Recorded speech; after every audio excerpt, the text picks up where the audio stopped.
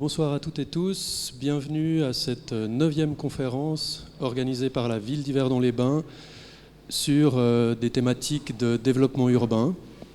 Ce soir, on va parler d'urbanisme nourricier, pour ne pas dire agriculture urbaine. Et on aura deux présentations très complémentaires sur le sujet, vous allez voir. Juste quelques rappels sur ce cycle de conférences qui a été lancé par la ville depuis maintenant presque 2 ans.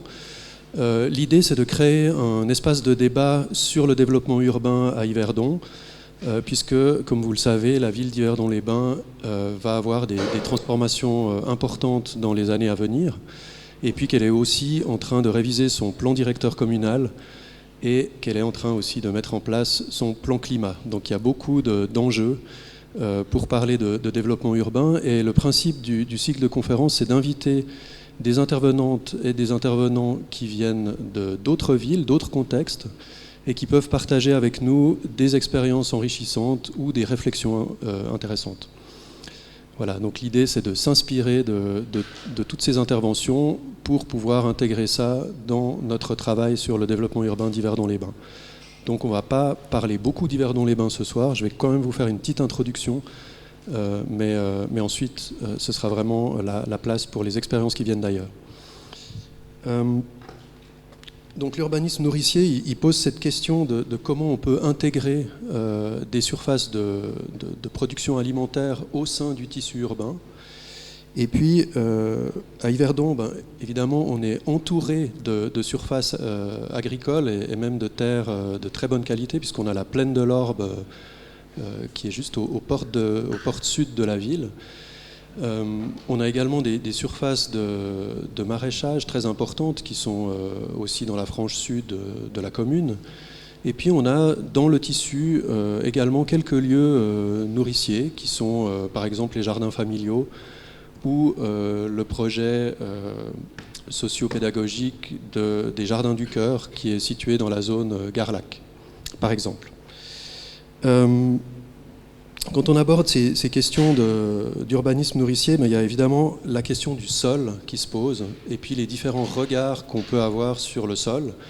Alors là, je cite Yannick Poya, qui est un spécialiste de ces questions de sol, qui donne un très bon éclairage en disant qu'une surface libre de construction, pour des développeurs urbains, c'est perçu comme une ressource de développement urbain, un endroit qu'on pourrait développer, qu'on pourrait densifier.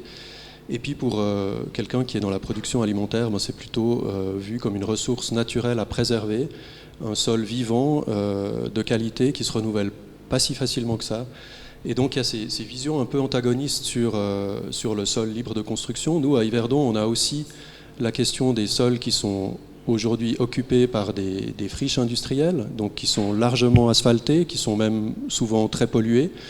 Et donc il y a la question de la réparation du sol qui se pose également, et de voir si à travers les projets de densification ou de nouveaux quartiers qu'on porte, on peut également au passage réparer la qualité des sols et puis éventuellement en refaire des sols fertiles au sein des quartiers.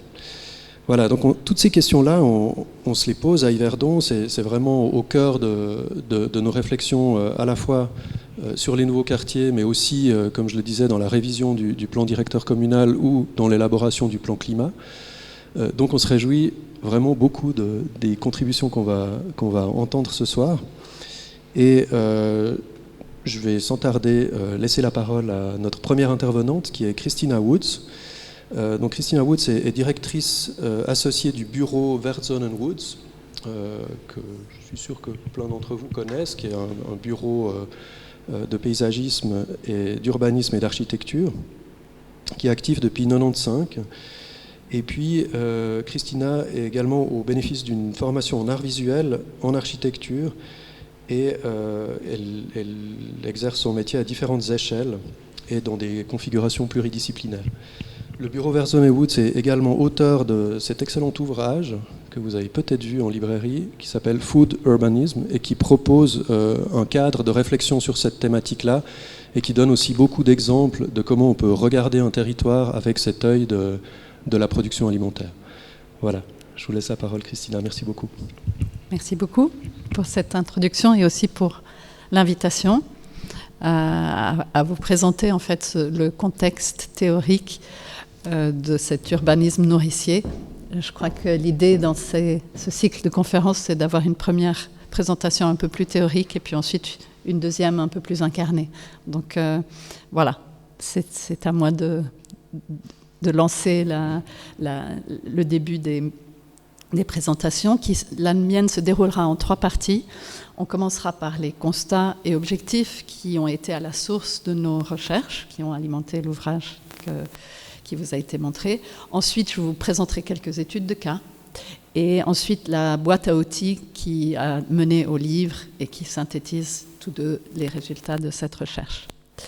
Donc, nous allons parcourir ensemble l'étude de cas... pardon. Je vois que j'ai un petit souci. Voilà. Donc, je commence avec les constats et objectifs qui ont nourri la recherche. Donc, en fait, ce travail qui est résumé dans ce livre est le résultat d'une recherche qui s'appelait la Food Urbanism Initiative, qui a été l'un des 5 projets soutenus par le Programme national de recherche du FNS. C'était le programme 65, lancé par le Fonds national suisse en 2010, donc il y a bientôt 12 ans. Et avec une équipe pluridisciplinaire qui comprenait des partenaires de l'ETH, de l'EPFL et d'Agroscope, nous avons exploré ensemble la thématique de l'agriculture urbaine comme génératrice d'une nouvelle qualité urbaine dans le contexte de la densification des villes. En fait, la recherche s'appuie sur le constat suivant. Si la ville doit se construire sur elle-même par une densification qualifiée, elle fera face à 3 problématiques. D'une part, une population plus nombreuse. D'autre part, une demande explicite d'espace public et de nature en ville, ainsi que des besoins alimentaires croissants, et tout cela sur un même territoire. Autrement dit, les espaces urbains sont de plus en plus sollicités pour la qualité de vie en société, et nous allons leur demander d'assumer encore une fonction de plus.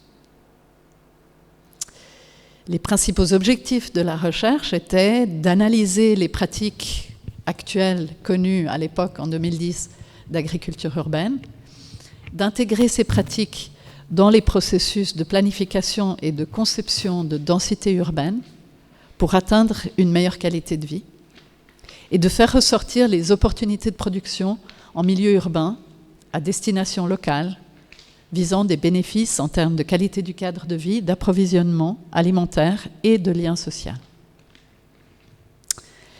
L'agriculture urbaine est ici considérée au sens large et regroupe donc l'ensemble des pratiques inhérentes à la production alimentaire en ville. Ceci englobe une grande diversité, notamment de motivations. Ça peut être des motivations sociales, ce qui inclut les loisirs, les vocations pédagogiques, thérapeutiques, de santé alimentaire, d'intégration, etc. Des motivations environnementales, quant à la gestion des ressources telles que l'eau, l'énergie fossile impliquée dans le transport des denrées et les intrants tels que les phosphates, tous deux qui sont en risque d'épuisement, ou des motivations économiques, liées par exemple à des contraintes variables en termes de rentabilité et de productivité.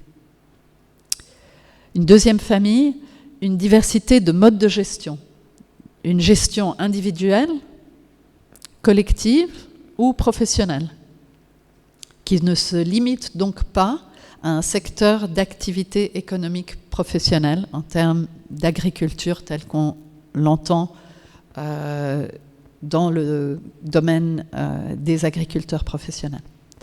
Et troisièmement, une grande diversité de formes et de techniques, c'est-à-dire qu'on peut cultiver en pleine terre, en conteneur, en toiture, à ciel ouvert ou sous couvert, etc. Donc la recherche a été développée sur la base d'études de cas. Et nous avons choisi Lausanne pour sa proximité entre le centre-ville et la campagne, ainsi que pour les juxtapositions qui en résultent.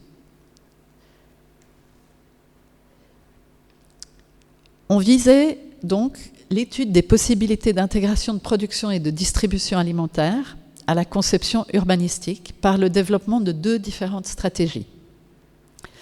La première stratégie propose la rénovation d'un espace urbain de taille significative, et en l'occurrence, le choix s'est porté sur le plateau de Sébillon-Malais. C'est un plateau ferroviaire que nous verrons tout à l'heure. Puis la seconde était une approche systémique de mise en réseau d'espaces de production comestibles, ponctuels et disséminés, prenant valeur d'acupuncture urbaine. Et ce soir, nous n'aurons pas le temps de parler d'acupuncture urbaine, malheureusement. Nous allons parcourir ensemble l'étude de cas théorique de Sébillon-Malais, ainsi que le projet de parc agro-urbain de Bernay, qui est en voie de concrétisation. Et finalement, je passerai très rapidement sur 2 études de cas qui se situent dans la périphérie d'Yverdon, puisque je me suis dit que ça pouvait vous intéresser de voir que des gens ont réfléchi déjà il y a une bonne dizaine d'années à intégrer ces réflexions dans les processus de planification.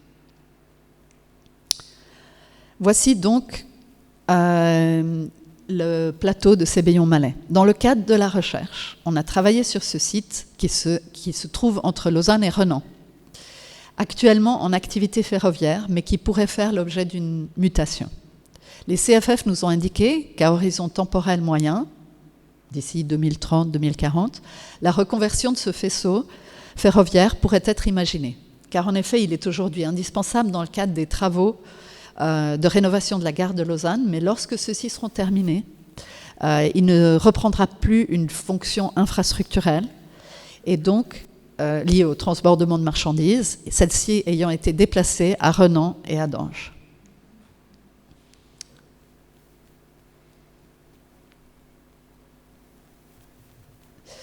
Aujourd'hui, l'espace est sillonné de voies et le site a été choisi pour son étendue importante, pour sa position centrale quant au développement de l'agglomération et sa faible urbanité actuelle.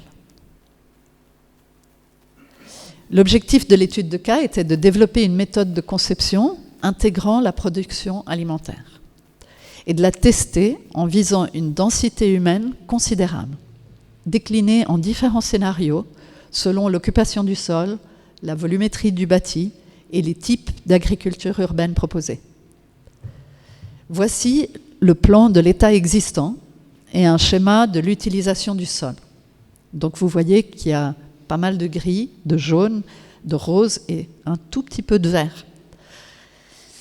Ce que nous avons visé dans les scénarios que je vous montre après, c'est que dans tous les scénarios, on visait à implanter 350 000 m² de nouvelles surfaces de plancher, donc de logements ou d'activités, mais de nouvelles constructions, qui s'additionnent à 169 000 m² existantes, qui sont à rénover, pour un indice d'utilisation du sol résultant de 1,85. C'est un peu technique, mais c'est une bonne densité. C'est-à-dire qu'on ne voulait pas proposer des grands projets de nouveaux parcs en faisant abstraction totale du fait que le sol, comme l'a mentionné M. Vosner, est une ressource importante et que souvent les villes ou les propriétaires ont le besoin de valoriser d'un point de vue économique cette ressource. Donc nous avons imaginé des scénarios qui intégraient toujours une densité construite significative, mais qui intégraient aussi la production agricole et la qualification des espaces publics. Donc voici le scénario 1, qui propose des espaces publics qui sont disséminés partout, entre les bâtiments et à l'intérieur des bâtiments, et qui intègrent des surfaces de production minimales, sous forme de petits plantages ou de jardins familiaux.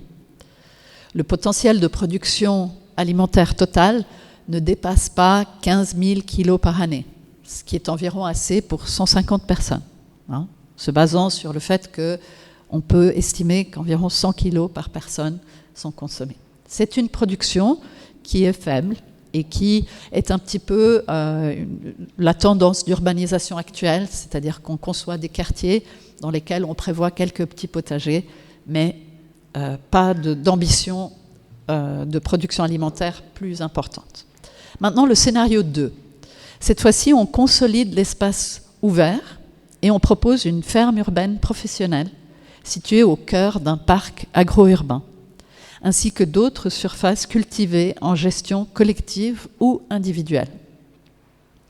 Le potentiel de production total est de 750 000 kg par année, ce qui est équivalent environ à ce qu'il faut pour nourrir 7 500 personnes, soit l'ensemble des habitants du quartier, en fruits et légumes, bien sûr. Voici un zoom sur le cœur de ce scénario. Donc la halle aux marchandises, qui est ce grand bâtiment ici, voilà, est transformée en marché ou en espace public ouvert. Une ferme professionnelle dispose de cultures maraîchères sur 1,7 hectare, des tunnels sur 1500 m² et des serres en toiture de bâtiments de grande envergure sur 6000 m², ainsi qu'un magasin et un bistrot. Par ailleurs, le scénario peut recevoir en gestion collective ou individuelle 5000 m² de culture au sol, ainsi que 2000 m² en toiture et 4000 m² sous serre.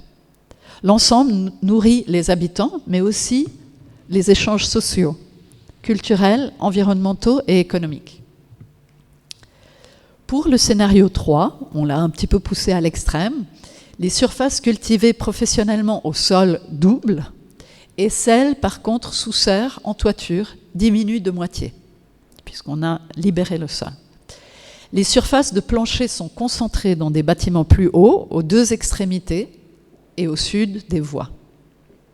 La production alimentaire totale augmente, mais pas de manière si importante que ça, par rapport au précédent, car la proposition comprend plus de cultures au sol et moins de cultures sous serre, qui sont bien sûr plus productives. L'intensité urbaine, quant à elle, elle est un petit peu compromise par la dilatation spatiale. Et finalement, un quatrième scénario a aussi été exploré, testant vraiment les limites du système. Mais je ne veux pas vous la montrer. Simplement, ceci pour vous dire que l'exercice a démontré que le potentiel de création d'un quartier dense et d'un nouvel espace public majeur existe encore au centre d'une ville comme Lausanne, et que l'identité de l'ensemble peut être atteinte par une vocation nourricière affirmée. Le deuxième cas d'étude que je vous présente est celui du parc agro-urbain de Bernay, qui se situe sur l'axe ouest de l'urbanisation genevoise. Il participe à la liaison biologique entre le Rhône et l'Aire. L'État de Genève a lancé en 2013 un concours d'espace public au programme inédit, celui d'un parc agro-urbain avec une ferme et un marché. Riche de l'expérience de notre recherche, nous avons proposé un programme complémentaire, la possibilité de déguster les produits de la ferme sur place grâce à une offre en restauration. Et nous avons eu la chance de remporter le concours et que le jury et les porteurs de projets aient apprécié cette idée d'intégrer la restauration dans le parc.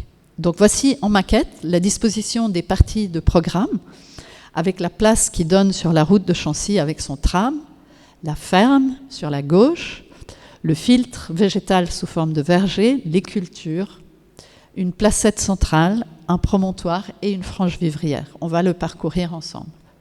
Donc voici dans le livre Food Urbanism comment sont présentés les plans de ce projet de concours. Et voici le bâtiment de la ferme qui accompagne ce parc et qui vise une grande perméabilité visuelle ainsi que des échanges multiples entre l'intérieur et l'extérieur. Donc très rapidement, on a à gauche le hangar de la ferme en coupe et le magasin au centre avec un logement pour l'exploitant au-dessus. Et puis à droite, un bar, un espace d'accueil et un bistrot qui peut doubler comme salle d'accueil de classe pour des visites d'écoliers.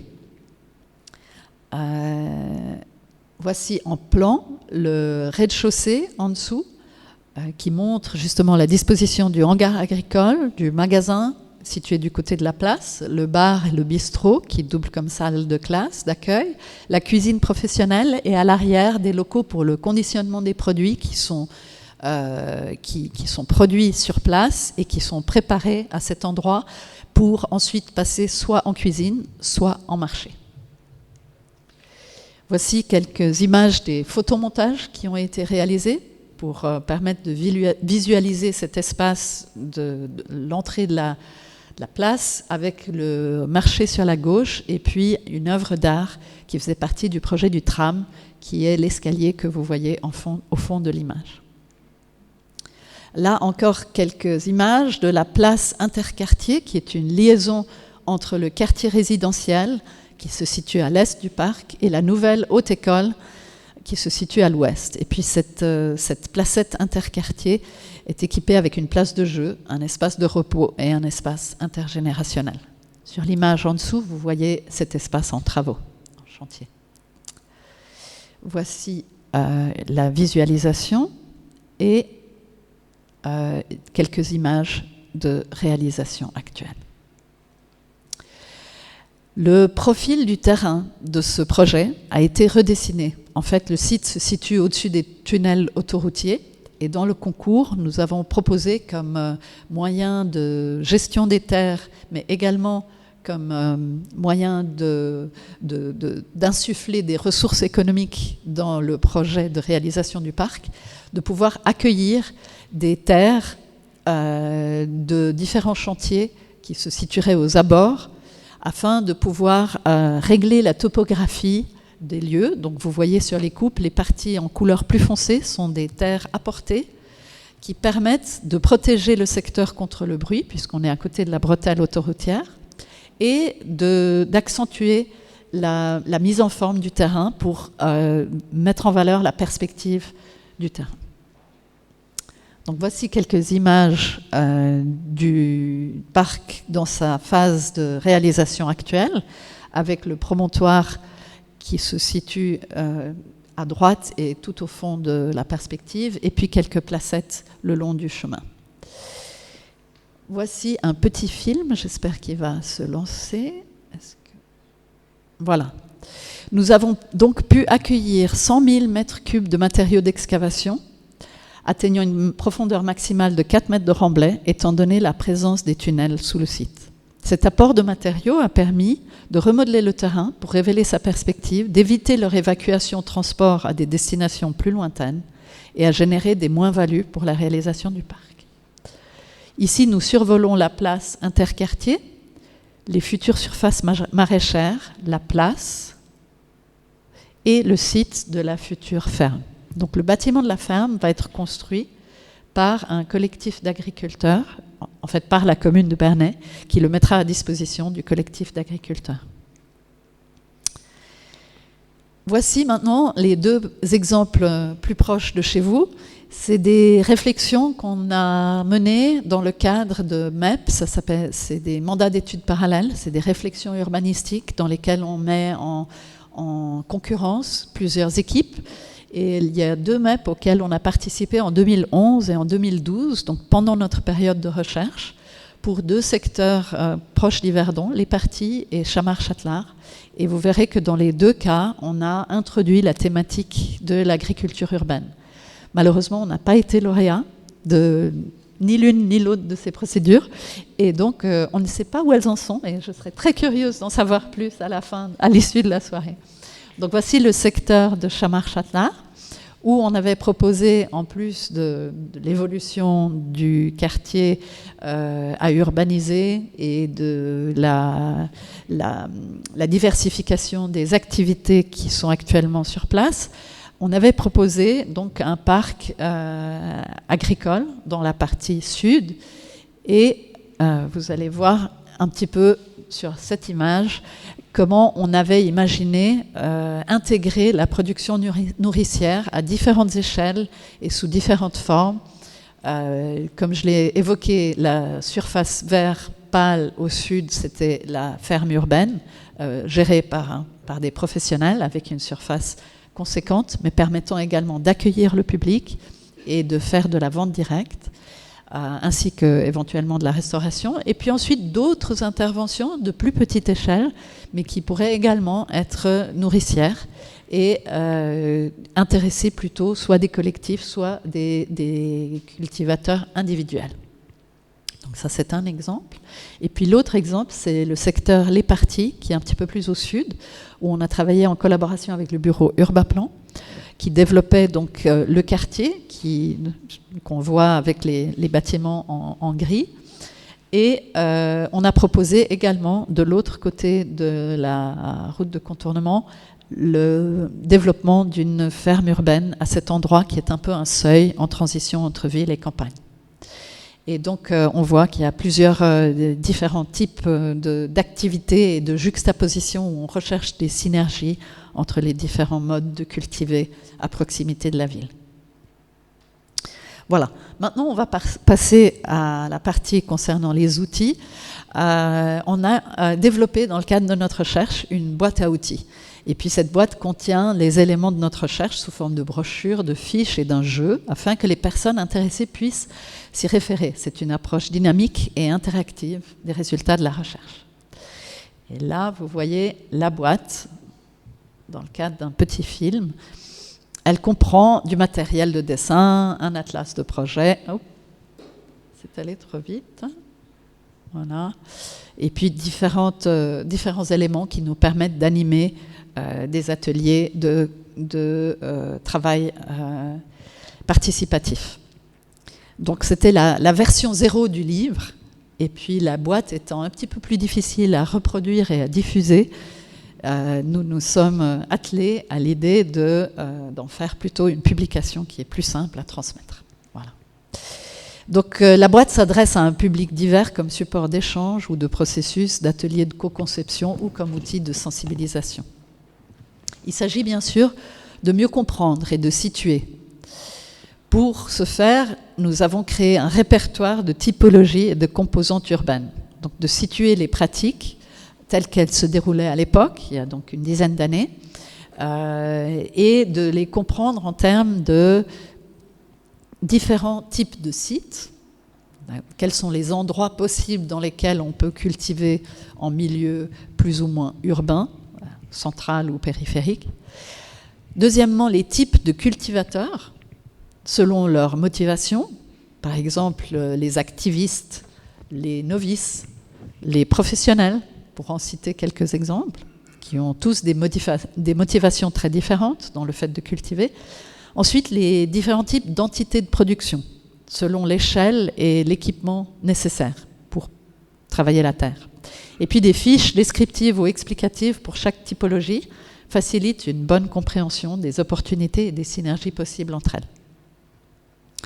Ensuite, nous avons créé un jeu de cartes comme support au processus de participation et de conception. Donc ce jeu de cartes, il est décliné dans le livre selon 10 composantes morphologiques urbaines. C'est les 10 petites pastilles tout en haut, les cercles noirs. Ça vous donne... Oh, pardon, ça s'emballe. Voilà.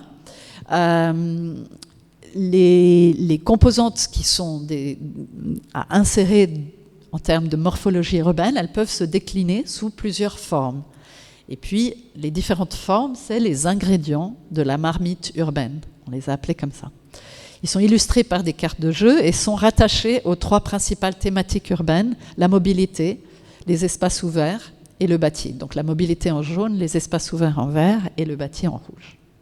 Donc voici les différentes cartes, chaque carte qui porte le symbole de sa composante urbaine, ainsi que la couleur de sa thématique en bas. Voici quelques exemples de cartes qui sont complétées par un bref descriptif. Donc, nous avons testé le jeu auprès d'une équipe multidisciplinaire qui réunissait des chercheurs, des décideurs, des urbanistes, des étudiants. Puis les participants ont reçu leurs cartes d'ingrédients qu'ils ont rapidement parcourues et placées à tour de rôle en expliquant leurs intentions. Donc tout ça, c'était pour travailler sur un site précis, sur la base d'une carte, et puis après la distribution des cartes, chacun jouait les cartes qui lui semblaient les plus importantes. Il s'agissait donc de concocter sa propre recette urbaine pour la soupe qui va bouillonner dans la marmite. Et bien sûr, les cartes inspirent les participants dans leurs actions, mais elles peuvent également servir de référence à l'extérieur du contexte du jeu. Le but étant l'échange de connaissances, de points de vue et puis d'opinions. Voici un exemple de fiche de synthèse à l'issue d'un jeu qui fait ressortir les cartes qui ont remporté le plus d'adhésion parmi les membres qui ont travaillé sur ce site et puis leur localisation. Voilà. Donc, comme je vous l'ai dit tout à l'heure, la boîte à outils a donné sa place à un livre et qui a été publié récemment par Birkhäuser et qui est paru l'été dernier. Je vous parcours très rapidement les têtes de chapitre, une introduction, le cadrage en termes de qualité urbaine, un article par deux spécialistes, André Viljoen et Catherine Bøhn, situe la démarche dans le contexte théorique actuel. Ensuite, les typologies dont je vous ai parlé, les types de sites, de producteurs, de cultivateurs et d'entités de production, les cas d'études, dont certains je vous ai montré tout à l'heure, et les stratégies urbaines qu'on peut en tirer, notamment l'acupuncture qu'on n'a pas pu parcourir. Donc voilà, j'ai tenté de vous en donner un petit aperçu comme base d'échange, et merci pour votre attention, et je me réjouis surtout d'entendre un témoignage plus concret. Voilà.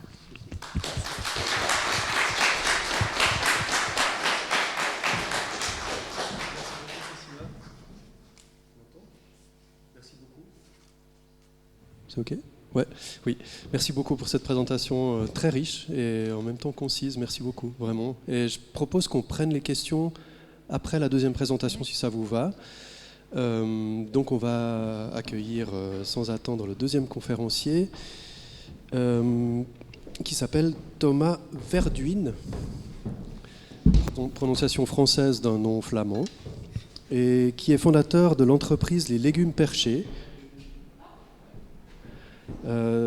Donc il est fils d'agriculteur et puis c'est en parallèle de son master en système d'information à la Haute École économique en 2018 qu'il a fondé cette entreprise pour se reconnecter à l'alimentation. Et il va nous expliquer un petit peu de quoi il s'agit, mais le but de l'entreprise, c'est de fournir des solutions durables en matière d'agriculture urbaine. Voilà, donc on aura cet exemple très concret qui complète la présentation très riche de Christina. Merci encore. Et puis, donc je vous propose de prendre les questions après la présentation. Pour ceux qui nous suivent en ligne, vous avez dans Zoom une partie questions et réponses. C'est là que vous pouvez poser vos questions et on les traitera également à la fin de la conférence. On les lira et puis on essaiera d'y répondre. Voilà, merci beaucoup.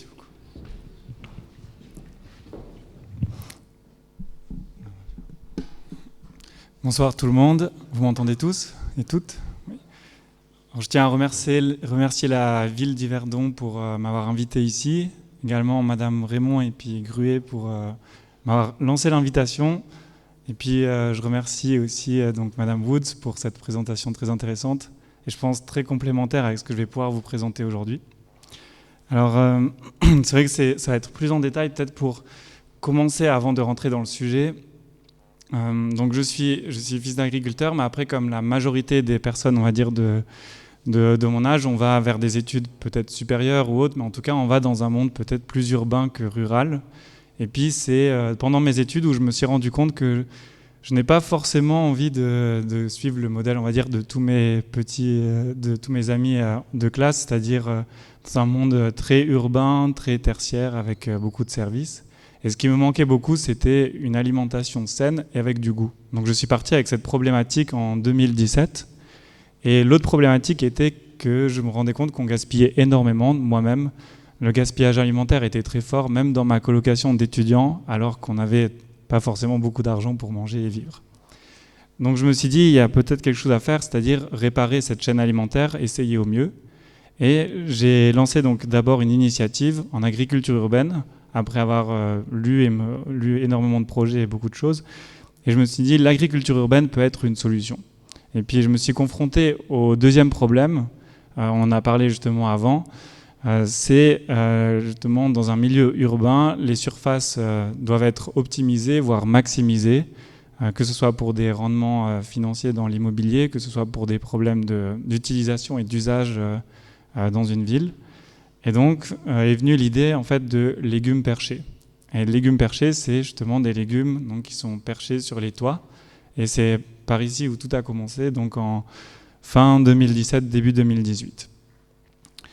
Et donc la première chose que je voulais faire en tant que cofondateur de légumes perchés, je vais vous présenter plus tard l'équipe, c'était d'abord de créer du lien social et de connecter les citoyens à la nature et à l'alimentation. Alors pourquoi c'était mon premier, on va dire ma première priorité? C'est parce que je me suis rendu compte que on est de plus en plus éloigné de la nature, on ne la connaît pas, et on est aussi, le fossé se creuse de plus en plus entre la campagne et la ville, et notamment entre les modes de production et entre les modes de consommation. Alors, mon idée était de commencer à connecter les citoyens à une alimentation saine et locale, et leur donner en fait zéro excuse de ne pas le faire. C'est-à-dire si c'est sur votre toit et qu'il y a même un ascenseur et que vous avez moins de 1 minute pour y arriver, vous ne devez pas traverser une route, vous ne devez pas aller chez l'agriculteur. Il y a vraiment zéro excuse pour monter sur ce toit et profiter du soleil, bronzer, faire une activité sportive, rencontrer des voisins et même boire un thé ou une bière avec des voisins. Donc je me suis dit, c'est le meilleur moyen de commencer.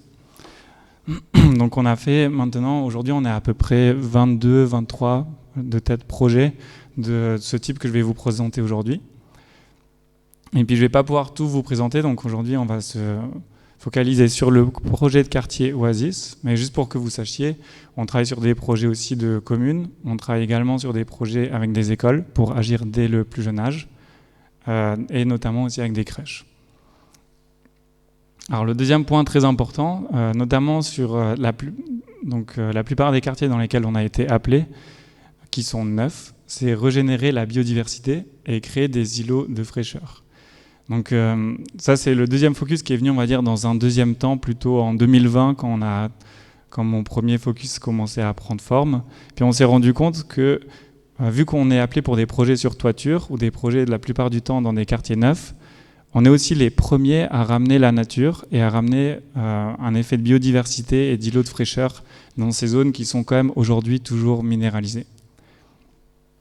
Et le troisième focus de légumes perchés, c'est dans un but d'économie circulaire et aussi donc d'impact positif pour ce qu'on fait. Il était hors de question pour nous de créer un projet ou une ferme ou un projet de potager qui a un impact négatif sur l'environnement. Et pour nous, les deux ressources essentielles, c'est l'eau et puis la terre ou le substrat, en fonction de ce qu'on utilise. Et donc on a aussi engagé des études et puis des solutions concrètes où on travaille sur différents types de substrats qui vont être issus d'un recyclage avec les communes ou les quartiers dans lesquels on travaille, également pour l'eau de pluie. Mais toute cette partie-là, je ne vais pas pouvoir en parler, on peut en parler peut-être plus tard autour de l'apéro. Donc maintenant, les 3 étapes pour un projet pérenne. La première, c'est la conception, et c'est ce que Madame Woods vous a expliqué, donc je ne vais pas m'attarder dessus. Nous, on le fait peut-être à une échelle, par rapport à ce qu'elle a expliqué aujourd'hui, à une échelle plus précise et plus à l'échelle du bâtiment et du projet. Après, il y a la réalisation, donc on va réaliser le projet avec des partenaires ou pas en fonction de comment on va le faire. Et puis l'accompagnement qui est peut-être le plus important pour nous aujourd'hui, où on va accompagner pendant minimum 2 ans, voire 3 plutôt, le quartier, la commune ou le projet dans lequel on va être pour pérenniser le lieu. Donc comme je l'ai dit, ces 3 étapes, on les fait autant avec des propriétaires immobiliers, donc des promoteurs, des constructeurs aussi des fois, des communes. Ça dépend en fait pour nous qui va être le maître d'ouvrage de ce projet et l'initiateur. Donc on a une approche qui est systémique, qui s'est construite au fil des années. Donc on a commencé sur les toits avec des potagers urbains et des fermes urbaines. Aujourd'hui, c'est les 2 points que je vous ai mis parce que je ne voulais pas qu'on se perde dans tous les aspects qu'on peut avoir, mais il y a également des aspects de... Je sais pas si on voit la souris, il y a également des aspects de potager pour les écoles, comme je l'ai dit, de jardins-forêts, de vergers en plein milieu urbain. Aujourd'hui, je vais juste faire une distinction. Donc, les potagers urbains, pour nous, au sein de Légumes Perchés, c'est des potagers qui vont être gérés par des habitants, des propriétaires, des locataires dans des quartiers, dans des immeubles. Et ils vont produire, donc, ces habitants, leurs propres légumes avec l'aide de Légumes Perchés. Et la ferme urbaine, donc justement, Madame Woods en a parlé avant, c'est plutôt par des professionnels. Et puis, avec l'ambition de produire peut-être plus et avoir un aspect moins social. Alors maintenant, si on va parler du quartier Oasis. Donc c'est un quartier qui est composé de 6 bâtiments, comme vous pouvez le voir derrière. Il y a 3 bâtiments à l'intérieur d'une cour et 3 bâtiments donc à l'extérieur qui sont notamment sur des axes routiers assez importants, autoroute et puis route cantonale. Pour vous donner peut-être les informations importantes, c'est un quartier qui représente 600 logements environ, c'est 70 logements, 70% de logements et puis 30% de commerce. Donc peut-être pour être plus clair, tous les commerces sont au rez-de-chaussée de quasiment tous les 6 bâtiments que vous voyez. Et puis il y a donc 55 appartements en PPE, 60 logements protégés. C'est environ 77 000 m² de surface de plancher sur un terrain de 35 700 m². Donc si vous ne savez pas où ça se situe, c'est dans l'ouest lausannois, une région qui se développe beaucoup aujourd'hui. Et donc la caractéristique qu'on a repérée avec Légumes Perchés, il y en a plein d'autres bien sûr, c'est qu'il y a des axes routiers denses, des surfaces minérales importantes. Ce quartier accueille une population vraiment mixte, ça veut dire qu'il y a autant des étudiants, des familles, des personnes à la retraite, des personnes âgées. Les principaux intérêts pour venir habiter dans ce quartier que nous on a repéré maintenant au fil des années, ça fait la 3e année qu'on a lancé ce projet dans ce quartier, c'est d'abord le rapport qualité-prix pour du neuf, donc en termes de location ou d'achat, des axes routiers qui sont proches, donc l'autoroute proche pour aller travailler ou autre, et des commerces qui sont aussi proches dans le quartier ou de l'autre côté. Maintenant, c'est un point très important, c'est que les potagers urbains prévus sur ce quartier, qui sont donc sur les 3 toitures internes ici, que vous voyez sur ce toit-là, celui-ci et celui-là. Donc ça représente 15%, donc on a créé des potagers urbains qui sont disponibles pour environ 15% de la population de ce quartier. Donc je vais juste m'attarder un petit peu sur ce point, c'est que contrairement à d'autres quartiers dans Lausanne ou ailleurs, comme par exemple à Lausanne il y a les Fiches Nord, je ne sais pas si vous connaissez, mais c'est une population qui n'a pas forcément été ou qui n'est pas sensible à la nature, à l'agriculture urbaine. On est tombé sur une population qui des fois ne connaissait même pas qu'il y avait des potagers dans ce quartier. C'est pas de cette manière-là dont ça a été, on va dire, mis en avant pour la location ou la vente. Et donc on a rencontré en fait une population qu'on peut appeler novice, qui n'a quasiment pas d'expérience avec le jardinage, l'agriculture, avec même la nature. Donc c'était un projet très intéressant pour nous et on a préféré commencer petit. Et d'ailleurs on commence toujours comme ça dans la plupart des projets qu'on fait. On ne voulait pas prendre beaucoup de risques. Pour nous, ce qu'il faut, c'est que les surfaces soient entièrement utilisées et c'est aussi un très bon moyen de les pérenniser et d'éviter de les avoir abandonnées. Donc en termes de surface, on a 3000 m² de toiture, mais sur les 3000 m² de toiture, on a environ 100 bacs potagers qui font 4 m². Et donc il a été réfléchi que 4 m², ça permettait en fait d'utiliser un bac potager, mais aussi que ça ne vous prenne pas beaucoup de temps quand vous avez une vie, un travail, des enfants, une famille à avoir, mais en ayant quand même une production qui vous donne quelque chose et pas seulement 3 tomates pour un apéro dans l'année. Donc on a vraiment eu cet objectif de cultiver en tonnes et donc cultiver beaucoup pour que les habitants se reconnectent vraiment à l'alimentation, qui est mon premier focus. Alors maintenant, peut-être juste comme ça, vous voyez les étapes. La première, c'est la conception. Je parle juste de cet aspect-là parce que Madame Woods a parlé d'autres aspects très intéressants et je pense que là, il y a juste l'aspect de la démarche prospective, participative qui était importante dans ce projet-là, et elle s'est faite en 2 façons. La première, c'est avec les habitants. Il y a des premiers futurs locataires, avant même d'arriver dans le quartier, qui ont eu la chance de créer une association de quartier et qui nous a permis en fait de sonder et de comprendre vraiment les enjeux, les besoins de ce quartier. Et la deuxième démarche, elle s'est faite vraiment au niveau des porteurs de projets immobiliers, donc notamment des propriétaires qui, pour être totalement franc, n'avaient aucune idée comment faire ce projet et leur toiture. Ils avaient l'idée de base, mais ils ne savaient pas comment le rendre opérationnel. Et donc on a dû aussi cadrer le projet au niveau du propriétaire pour que ça fasse sens et que ça soit durable. Donc en termes de conception, on est arrivé un petit peu tard dans le projet. Aujourd'hui, on vient plutôt avant même les enquêtes publiques.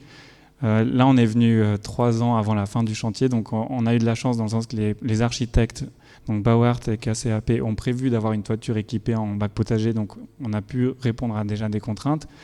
Mais il y a des aspects qui ont été pas forcément pris en compte par les architectes, c'était pas forcément le focus, et c'est vrai que nous, on essaye aujourd'hui de résoudre aussi ces problèmes au mieux.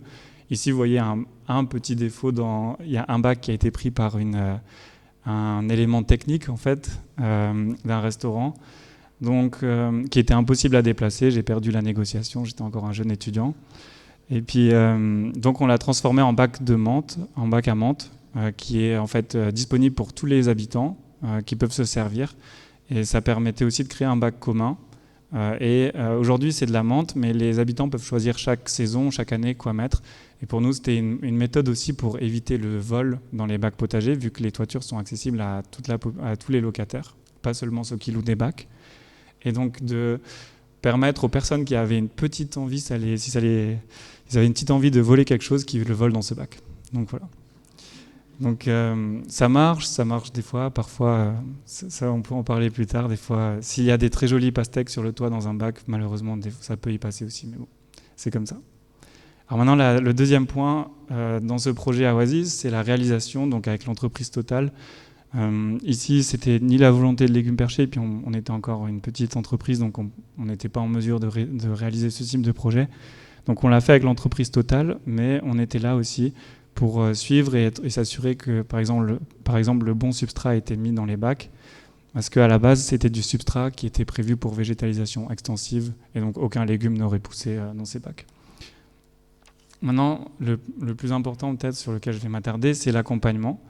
Donc nous, on accompagne sous 2 manières différentes dans ce quartier et dans les autres aussi d'ailleurs. C'est d'abord le maraîchage et puis les ateliers de la graine à l'assiette. Le maraîchage, pourquoi ? Alors, un quartier de 600 logements ne va jamais se remplir comme ça en 1 semaine ou 2 semaines. Ça se remplit en 6 mois, 1 an en fonction du succès du quartier. Et donc, pendant ce temps, on ne peut pas laisser une terre vide, une terre qui va perdre ses nutriments. Et aussi d'un point de vue d'image, donc pour les propriétaires, il fallait que ça soit déjà en fonction et que les premiers locataires, quand ils arrivent, ils puissent avoir quelque chose qui fonctionne. Donc nous, on a prévu ici un entretien maraîcher. Et puis, quand les habitants sont arrivés, on a mis en place un programme d'atelier de la graine à l'assiette avec les habitants. Alors, pour vous détailler un petit peu ce programme, c'est un programme qui est à la base sur 12 ateliers. On tient beaucoup à l'apprentissage par la pratique. Donc la théorie est là, mais pour vous donner une idée, sur un atelier de 2 heures, on va faire plutôt 15 minutes de théorie et après le reste, c'est en question. Pour nous, le but, c'est que les personnes s'amusent et qu'il y ait de la cohésion sociale qui se crée. On doit trouver un noyau dur de jardiniers qui va réussir après à activer cet espace. Donc le but, c'est au début, surtout avec un groupe d'habitants novices, c'est de pratiquer, de ne pas forcément réfléchir et de se laisser guider par Légumes Perchés et petit à petit prendre les réflexes du jardinage sans que ça soit trop une contrainte en fait. Et le deuxième point, c'est les 3 principes de la permaculture, si vous les reconnaissez. On les utilise autant en maraîchage que d'ailleurs dans nos ateliers pour la cohésion sociale. Les habitants doivent signer une charte, ils doivent prendre soin de la terre, donc on n'a pas de label bio vu qu'on est hors sol, mais toutes nos cultures sont bien sûr traitées de la manière biologique. On prend soin des humains, donc ça va de soi pour nous, mais c'est le respect de ses voisins, du partage des bacs potagers et ainsi de suite. Et puis créer de l'abondance, comme je l'ai dit, donc on produit chaque année plusieurs tonnes sur ce projet à Oasis. Et puis le redistribuer, donc d'ailleurs chaque année, on le voit, les habitants n'en peuvent plus, par exemple des courgettes, il y en a trop. Donc ils mettent des cagettes, des cajots en bas des portes et puis ils le distribuent en fait aux personnes qui veulent se servir. Donc le troisième point important, c'est qu'on va livrer sur le site les semences, les plantons, en respectant un plan de culture qu'on va nous designer avec les habitants chaque année. Donc à chaque fin d'année, là en novembre-décembre, ils vont pouvoir remplir la liste du Père Noël et puis dire quel planton, quelle semence ils voudraient pour l'année prochaine. Et l'avant-dernier point qui est très important, c'est un coaching à distance en ligne hebdomadaire qui se fait à travers n'importe quel plateformes de communication, que ce soit Telegram, WhatsApp, Signal, c'est eux qui décident ce qu'ils veulent utiliser.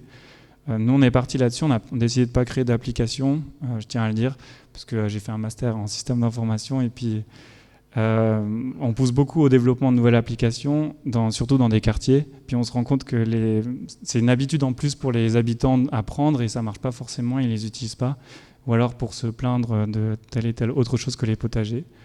Et donc on a créé nos groupes WhatsApp qui fonctionnent très bien, ou autres, et puis les habitants, au moins, ils l'utilisent, et puis ils peuvent poster des photos de plantes qui sont malades, des tomates qui sont jaunes alors qu'elles sont mûres quand elles sont jaunes, mais ils ont peut-être oublié. Et puis, nous, on va répondre en fait de manière hebdomadaire pour les aider, pour que ça se passe bien, parce que 12 ateliers, ça veut dire à peu près une rencontre par mois, et c'est pas suffisant pour pouvoir coacher, surtout, par exemple, un groupe novice. Et on fait 2 fêtes, donc souvent récolte et hivernage, ou d'autres en fonction de ce que les habitants choisissent chaque année. Donc juste pour un petit historique, donc la première saison, donc c'était il y a 3 ans, c'était de créer donc ce noyau de jardinières urbains pour que ça se lance et que petit à petit, avec le bouche à oreille, les bacs puissent être utilisés et qu'il y ait une dynamique qui se crée autour de tout ça. Pendant cette première année, on a aussi développé une méthode agricole qui est adaptée aux surfaces, mais aussi à l'environnement. Nous, ici, on travaille sur ce qu'on appelle une méthode bio-intensive. Dans les bacs que vous voyez, on a mélangé presque 18, je crois, de tête, 17 espèces et variétés du coup, de plantes. Notre but, d'abord, c'est la surface. Donc, c'était arriver à produire suffisamment par foyer, même s'ils n'ont que 4 mètres carrés. La deuxième, c'est l'environnement. On est sur une toiture, il fait très chaud, il y a du vent. C'est un environnement qui peut être propice pour des légumes d'été, comme des piments, des tomates qu'on a peut-être plus de mal à faire pousser au sol. Mais c'est aussi un environnement qui peut être contraignant, par exemple pour des haricots, des salades ou d'autres plantes qui veulent plus d'humidité ou de protection pour le vent. Donc on a vraiment travaillé sur ces types de reliefs, comme vous voyez sur la photo à droite ou à gauche en fonction de comment vous regardez. Et puis le but était de créer des zones d'ombre, créer des plantes qui vont s'aider entre elles, bien sûr, et puis aussi réfléchir à des plantes comme ici, vous voyez les tournesols, qui vont attirer les oiseaux chaque année, qui attirent les oiseaux pour leurs graines et qui permettent de garder des tomates, par exemple, pas forcément picorées par les oiseaux pour les habitants. Alors là, j'avais juste envie de vous montrer une photo durant l'hiver, donc après la première saison. Vu qu'on n'est pas au sol même, donc bien sûr il y a de la neige, mais on est quasiment toute l'année hors gel, ce qui est un point très important. Ça veut dire que les habitants, s'ils sont motivés même l'hiver, peuvent produire quelque chose, quelques épinards, quelques choux et quelques fèves. Mais peut-être le plus important là-dedans, c'est qu'on travaille sur des légumes hivernants qui permettent de commencer la saison en février-mars avec les habitants et par exemple récolter les premiers poireaux pour pouvoir produire le plus possible sur l'année. Car ici, on n'a pas de serre ou donc de protection contre la météo et les saisons. La deuxième saison, donc l'année dernière, c'était la biodiversité, le focus, puis créer des espaces conviviaux. Il n'y avait pas encore de bancs, par exemple sur ce toit, ce qui était problématique parce que les habitants montent, jardinent et puis redescendent et il n'y a rien qui se passe entre ça. Donc maintenant, il y a des espaces pour se reposer ou juste partager un moment. Il y a beaucoup de personnes qui initient en ce moment plus maintenant, il fait froid, mais des petits déjeuners entre eux ou juste des apéros. Et puis, le deuxième aspect était la biodiversité. C'est un procédé qui prend du temps, surtout quand c'est neuf. Vous pouvez voir petit à petit, on a travaillé sur des semences, sur des espèces de végétalisation extensive aussi pour pouvoir aider les espaces potagers. Là, vous voyez juste donc, petit à petit comment on crée des espaces qui vont être conviviaux. Et puis, j'y tiens beaucoup, mais c'est important de créer une habitude, c'est-à-dire un espace. Je pense que c'est ce que donc le bureau Verdenwood travaille aussi. La réflexion, c'est pas seulement le créer sans avoir réfléchi et juste déposer une ferme urbaine ou des potagers urbains. Il faut vraiment remplir tous les prérequis possibles pour que l'espace soit utilisé et devienne facile, sans aucune contrainte et agréable à utiliser pour que les personnes s'y retrouvent, même quand il n'y a aucune activité de légumes perchés. Donc là, on voit par exemple, alors là, c'était en l'occurrence un atelier de récolte où, avec légumes perchés, ils ont fait du kimchi et de la choucroute. Donc, il n'y a pas très longtemps. Et d'ailleurs, il y a une photo, là on le voit, et derrière ils ont même découpé une des pastèques qu'ils ont fait, donc c'est une pastèque qui vient du toit. Peut-être petite parenthèse, mais c'est pas si mal finalement aussi d'avoir un peu de minéralisation sur ces toitures. Je le critique beaucoup quand je parle à des communes ou des constructeurs. Mais par exemple, la réverbération de la chaleur nous a permis d'avoir cette année plus de 300 melons et au moins une vingtaine de pastèques. Donc ça peut avoir son avantage aussi. Il faut avoir le bon équilibre, bien sûr. Peut-être pour une petite aussi parenthèse, de la graine à l'assiette. Au début, nos ateliers, ils accompagnaient uniquement les habitants dans la gestion du potager, les traitements des maladies, les récoltes. Et puis on s'est rendu compte que les habitants ne savaient pas quoi faire avec des choux raves, avec des pois mange-tout ou autres. Et donc ça finissait dans le frigo pendant 3 semaines et après à la poubelle ou au compost dans le meilleur des cas. Et donc là, ça allait pas du tout parce que mon premier focus j'arrivais pas à mon premier focus et donc on a choisi d'aller jusqu'à l'assiette. Donc c'est primordial pour nous dans chaque quartier, chaque école, chaque projet qu'on fait. On va aider à la transformation alimentaire, la mise en bocal pour l'hiver et toutes ces choses-là pour valoriser ce que les personnes vont quand même produire toute l'année. Donc là, je voulais juste vous faire part de quelques photos, par exemple, que les habitants nous mettent dans ces groupes. Donc là, ici, c'est sur les 3. Donc chaque toit à Oasis a son groupe d'habitants. Et donc les habitants, après, font un peu on va dire une compétition saine qui fait le plus de bocaux, qui va avoir autant de récoltes de tomates, ainsi de suite. Et peut-être une parenthèse aussi là-dessus, c'est que chaque année, avec Légumes Perchés, on travaille sur des variétés de plantes que les habitants ne connaissent pas forcément. On va pas mettre par exemple les tomates que vous trouvez dans le commerce. Nous, ce qu'on cherche, c'est aussi surprendre un peu les citoyens. Donc, par exemple, cette année, il y avait 0 tomates rouges. C'était que des tomates jaunes, violettes, noires, oranges, vertes. Pareil vous voyez, les courgettes, elles sont que jaunes. Les aubergines, elles sont blanches et petites. D'ailleurs, j'ai appris il n'y a pas si longtemps que c'est pour ça qu'on appelle ça eggplant en anglais, parce que c'était des petits œufs végétaux. Et donc voilà, on essaye en fait de surprendre les habitants pour qu'ils réapprennent le goût, mais aussi comprennent comment entretenir, récolter, et quand la tomate n'est pas rouge, comment on fait pour la reconnaître, pour qu'elle soit prête ou pas. Alors là, je vais juste m'attarder, si j'ai encore un petit peu de temps, mais sur un projet, un concept qui est en cours actuellement. Donc je vais vous expliquer ce projet très concret sur lequel on a travaillé maintenant il y a plus de 3 ans. Donc Oasis, qui sont des potagers urbains. Et puis maintenant, on a de plus en plus d'appels qui viennent plutôt du privé que du secteur public de réaliser des fermes urbaines sur toiture ou au sol en fonction du territoire. Et donc ici, c'est un projet qui est à Renan qui s'appelle Mixity, où on a été appelé pour designer une ferme urbaine et un jardin-forêt que vous ne voyez pas sur cette photo, mais qui est sur l'autre côté ici. Et donc, je trouve intéressant de partager aussi cette réflexion parce que dans ce cas, la ferme urbaine va accueillir des habitants, va reconnecter tout le temps donc les citoyens à une alimentation, mais aussi on arrive on va dire au 4e objectif de Légumes Perchés, c'est de relier l'agriculture urbaine avec l'agriculture périurbaine. Donc ici, le but, c'est d'avoir un point relais avec les maraîchers, les agriculteurs de la région lausannoise et de l'Ouest lausannois, qui peuvent aussi avoir accès à peut-être plus de consommateurs qui n'ont pas forcément envie d'aller jusqu'à une ferme ou d'avoir un mode de consommation en panier. Et donc cette ferme urbaine va produire et compléter l'offre de l'agriculture périurbaine et non être concurrente de l'agriculture. Et ça, c'est très important, je pense, de le dire. Maintenant, c'est vrai qu'il y a des choses aussi, il y a des contraintes dans une ferme urbaine. Nous, on se rend compte, on n'est peut-être pas encore les plus forts dans ce calcul, on doit encore l'élaborer, mais on se rend compte qu'en dessous de 2500 m², 3000 m², une ferme urbaine n'est pas viable pour un maraîcher.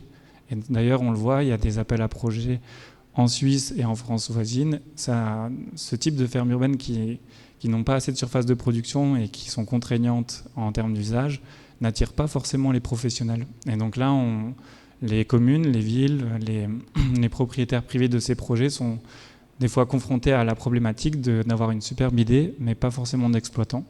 Donc, dans nos conceptions, on tient vraiment à réfléchir aussi à l'exploitation de ces fermes et à leurs usages. Donc ici, cette ferme, elle a uniquement 800 mètres carrés, ce qui paraît une très belle surface, mais comme je vous le dis, qui peut être plus contraignant qu'autre chose pour un maraîcher.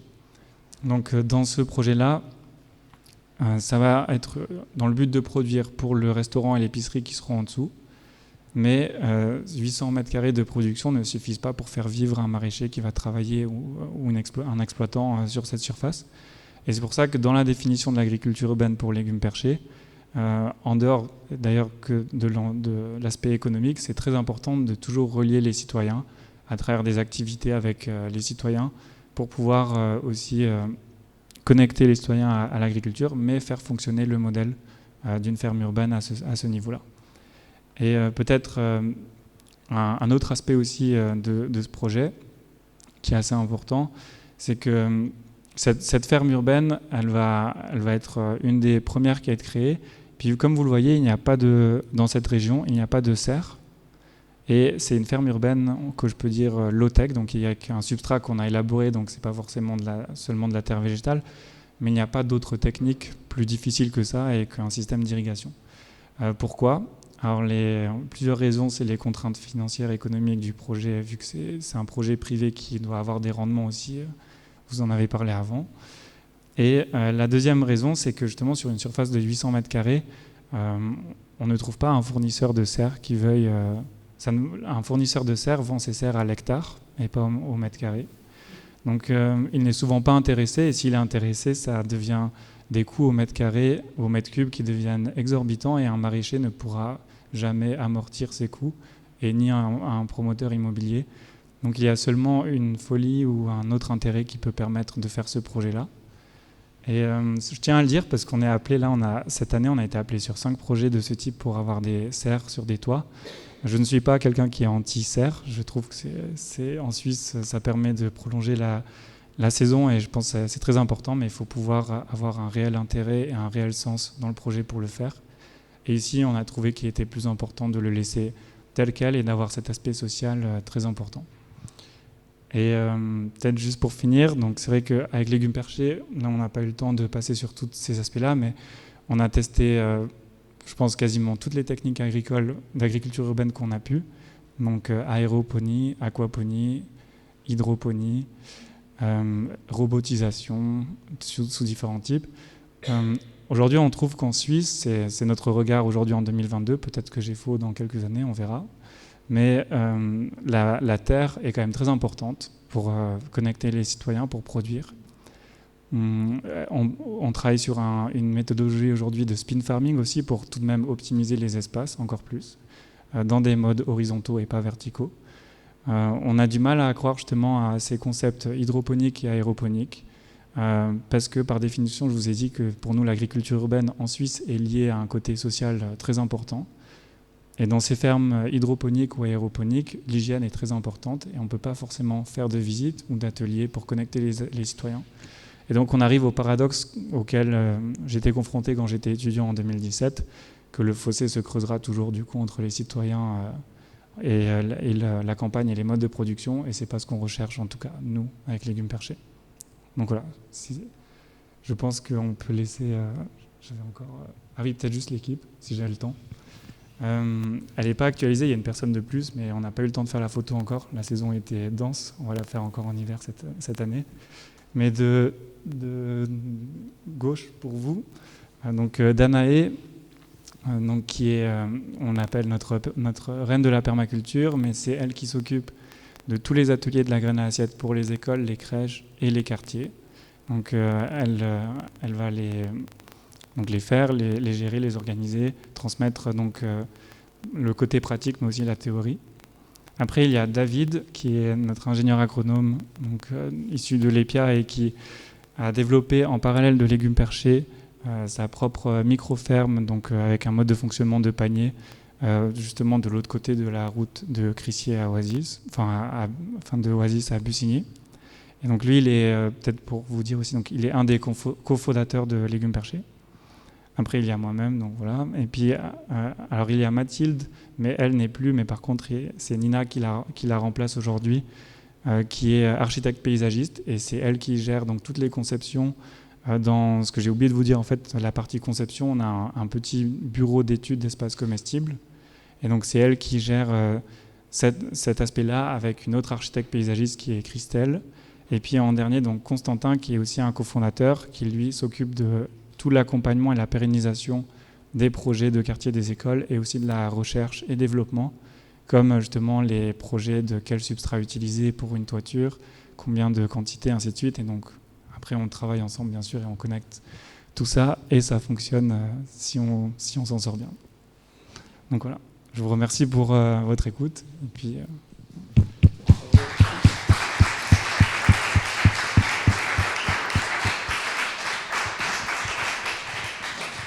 Merci beaucoup pour cette présentation passionnée et passionnante, vraiment, et très complémentaire de celle de Christina. Christina, je vous propose de revenir sur la scène, et puis on va prendre les questions de la salle d'abord, et puis également les questions de nos spectateurs, des personnes qui nous suivent à distance. C'est ça? On n'en a pas beaucoup pour l'instant? Il n'y en a pas pour l'instant. Alors n'hésitez pas à utiliser la partie questions et réponses de Zoom pour nous faire part de vos questions ou de vos réflexions sur les deux présentations qu'on vient d'avoir. Alors, est-ce que dans la salle, quelqu'un souhaite ouvrir les questions? Ah ouais, déjà deux mains. Oui, monsieur. Oui. Merci. Pardonnez mon français, je suis suisse-allemand. Donc j'ai une question concernant le cadre juridique ou législatif. Je crois que c'est un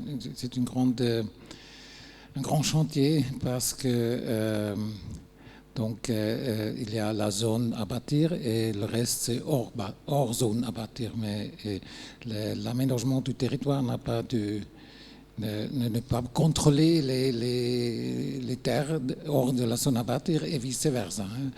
Donc, on habite dos à dos. Donc, vous essayez de porter ensemble les deux, mais c'est deux planètes. Hein. Donc, la juridisation commence déjà, la séparation commence déjà à la Constitution. Et après, c'est au niveau du projet, c'est très difficile d'adresser parce que c'est une législative fédérale qui s'occupe des paysages, de l'agriculture. Après, c'est la LAT qui s'occupe du Siedlungsgebiet. Et voilà, comment vous pouvez gérer ça? C'est très compliqué. Il n'y a presque pas de zone qui se touche dans le cadre juridique. Comment vous faites ça? Alors, je donnerai un petit élément de réponse, puis après, je vous passerai la parole parce que vous en savez peut-être plus sur les questions d'exploitation d'autres échelles.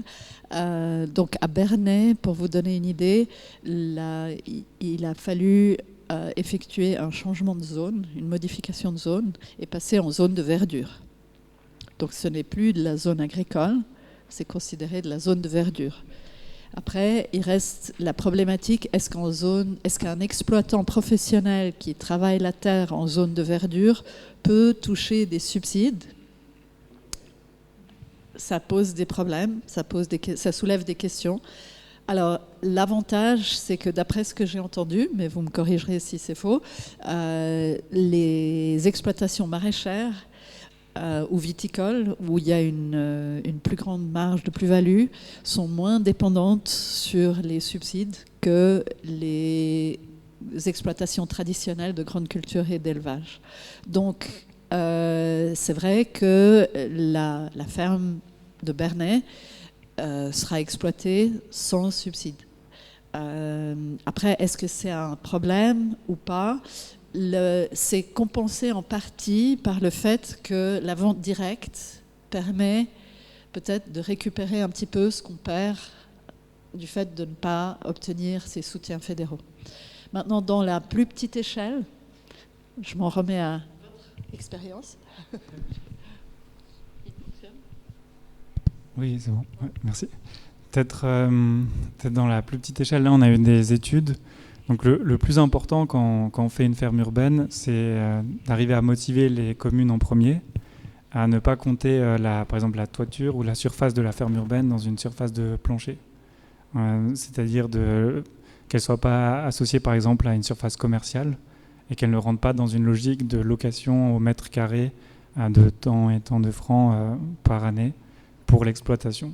Parce que, justement, c'est là où le projet ne fonctionne pas après en termes économiques, vu que, comme je vous ai expliqué, c'est des surfaces qui sont quand même assez petites pour du maraîchage et qui ne rapporteront par exemple pas autant qu'un restaurant ou un commerce. Donc le combat qu'on a vu dans plusieurs communes du canton de Vaud, c'était qu'à chaque fois ces surfaces puissent être mises à disposition et qu'elles ne comptent pas dans la surface donc de plancher ou de commerce. Ça, c'est, je pense, un élément très important. Après, je ne suis pas non plus un expert sur... je côtoie quand même les fermes périurbaines. Je sais qu'il y a un combat quand même en ce moment qui se passe pour avoir accès à une forme de subside dans ces projets-là.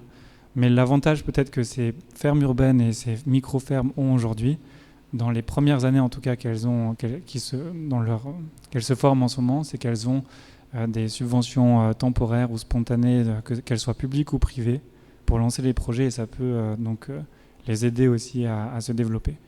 Maintenant, juste dans une autre échelle, vous avez dit juridique ou autre, quand on parle de toiture, c'est une zone très floue aujourd'hui, en Suisse en tout cas. Si on va se balader un petit peu à Montréal, au Canada, en termes de ferme urbaine, on voit qu'il y a tout déjà qui est réglé et normé en termes même de portance et d'accès. Ici, on est sur des zones floues, c'est-à-dire des fois, alors que nous, on fait ça depuis maintenant 4 ans au mieux, même un peu plus, mais on n'a pas non plus une expérience de 15 ans ou de 20 ans, et on nous appelle aujourd'hui pour nous demander ce type de choses. Donc on est vraiment pas forcément en avance sur ces sujets en Suisse, mais ce flou nous permet aussi d'avancer, de créer ensemble avec les communes et les propriétaires des choses qui peuvent fonctionner pour la région. Et ce qui est important aussi, c'est que les fermes urbaines ne soient pas considérées, c'est pas quelque chose qui, en général, qui va être visuellement dérangeant. Donc c'est pas des locaux techniques ou autres. Nous, on réfléchit aussi beaucoup là-dessus avec les communes, que ce soit accepté, c'est-à-dire quand ça dépasse d'un étage de plus, il faut que, bien sûr, qu'on respecte certaines normes qui sont imposées, mais qu'on puisse aussi avoir des accords parce que ça va être quelque chose de végétalisé et pas une structure de 3 mètres de panneaux solaires ou autre. Donc voilà. Mais c'est aujourd'hui en train d'avancer et ça dépend aussi, on travaille dans le canton de Genève aussi et c'est totalement différent. Donc on s'adapte en fonction du canton, mais c'est pas encore unifié. Donc voilà. Il y avait une question ici. Oui, d'abord merci pour l'organisation de ce débat et puis pour les présentations.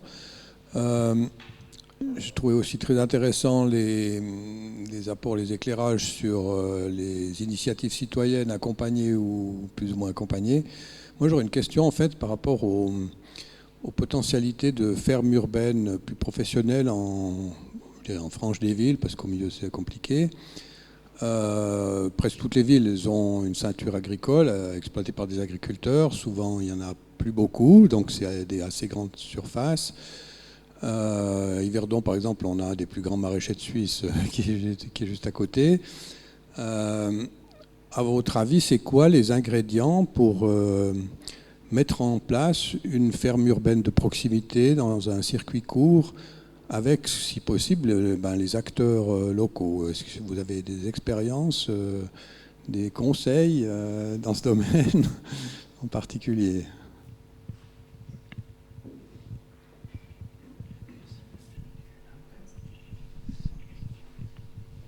Alors juste pour être sûr que j'ai bien compris, donc des fermes urbaines qui seront quand même en ceinture de la ville, c'est ça? Ouais. Donc je pense que la première chose, c'est que ça rentre vraiment dans la planification, dans une stratégie, par exemple communale ou de la ville, pour que le projet soit amené et qu'il y ait un fil conducteur durant tout le projet. Est-ce qu'on voit dans certaines communes aujourd'hui où il y a un éparpillement de plein de projets en agriculture urbaine, que ce soit des potagers, des petites fermes urbaines. Et ce qui est essentiel, c'est d'avoir un objectif et pourquoi ils veulent le faire. Et est-ce qu'il y a un besoin aussi de l'agriculture, donc en dehors de cette ceinture de la ville, à par exemple se connecter ou avoir un dialogue avec les citoyens? Et je pense que ça c'est le plus important, c'est d'abord être sûr que c'est vital ou qu'il y ait ce besoin au niveau des agriculteurs, ceux qui produisent, et de toutes ces grandes fermes, qu'elles soient maraîchères ou autres. Et puis ensuite aussi recueillir d'abord le comportement et on va dire le besoin des citoyens et pas seulement des citoyens convaincus, ça c'est important aussi, pour pouvoir comprendre s'il peut y avoir quelque chose qui peut se faire à ce niveau-là d'abord, et après créer physiquement une ferme urbaine. Ça c'est dans un deuxième temps, je pense. D'abord, il faut voir si la réflexion elle est là, si la population dans les deux sens elle est prête et elle a envie d'utiliser ce type de projet pour consommer local, pour mieux gérer le gaspillage. Donc définir tous ces objectifs ensemble, je pense, d'abord. Oui, je pense effectivement qu'il y a des acteurs clés qui doivent être autour de la table. Et sans ces acteurs clés, on ne peut pas avancer. Et je pense qu'il y a des porteurs de projets dans les administrations, dans les collectivités, qui sont des acteurs clés. Et puis ensuite, il y a des porteurs de projets privés qui sont des acteurs clés. Et là, c'est l'agriculteur ou les agriculteurs qui peuvent se constituer en coopérative, en association, en différentes organisations. Mais ils doivent être motivés. Et le fait de les mettre ensemble et de pouvoir planifier l'espace de manière concertée, c'est vraiment à la base. Mais effectivement, à Bernès, ce qui a donné naissance au projet, c'est en fait que pas mal d'agriculteurs qui n'étaient pas propriétaires de terres devaient aller perdre des terres dans des grands projets d'urbanisation. Donc c'était des fermiers qui allaient perdre leurs terres exploitables, et du coup c'est le canton qui a piloté, l'Office cantonal de l'agriculture et de la nature, l'OCAN, qui a piloté ce processus de compensation des pertes de surface exploitable par la proposition de la création de ce parc agricole avec une vitrine des produits des agriculteurs de la région. Donc c'était un petit peu une contrepartie. Donc c'est ce genre de scénario. Après, on se confronte, ça revient un peu à la première question, on se confronte souvent à des questions d'aménagement du territoire. À Lausanne, on a travaillé sur un parc d'agglomération sur le nord lausannois, où il y avait des terres, il y avait la volonté de la commune, il y avait l'idée de mettre au concours un espace, et puis après c'était la cohabitation avec le public qui posait souci si on restait en zone agricole. Jusqu'où est-ce qu'on peut aller quand on reste en zone agricole en termes d'accueil du public? Et c'est vrai que c'est là qu'on est un petit peu limité. J'espère que la législation va évoluer à l'avenir pour reconnaître non seulement les prestations à la contribution du paysage et de la biodiversité, mais aussi les contributions à la valeur sociale, surtout en périphérie urbaine, parce que l'agriculture en périphérie urbaine est confrontée à des contraintes, mais a aussi des opportunités d'apporter des qualités énormes, mais elle doit être reconnue pour le faire. Donc je pense que la législation est un petit peu en retard sur les envies de la population qui s'expriment aujourd'hui. J'en suis enchantée. Il y a 10 ans, on nous regardait avec des grands yeux quand on proposait des choses comme ça. On nous disait « mais vous êtes complètement fous ». Aujourd'hui, on vous appelle. Donc il y a déjà une évolution et puis la législation va suivre. Oui. Ah oui. Vous vouliez dire encore quelque chose? Oui. Désolé, j'ai peut-être juste quelque chose qui est venu entre-temps.